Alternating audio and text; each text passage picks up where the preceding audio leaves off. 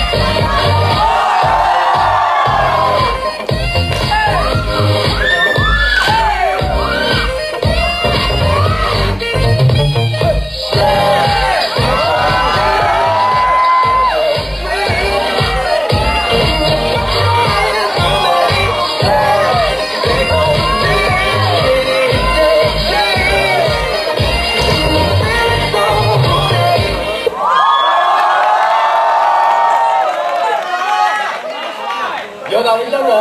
永远笑。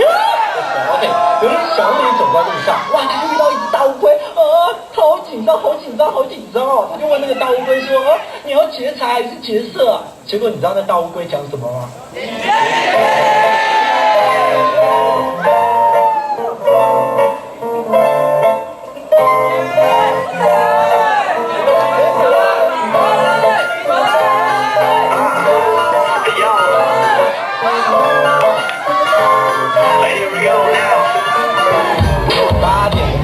节目生活的事情，起床的台，公司打来不要，每天爱慢动作，懒得优雅的魂魄，主管要我知道理由，问题不啰嗦，我开始洒脱，说话不文绉绉，伸着个头，现在觉得里奥纳多怎样？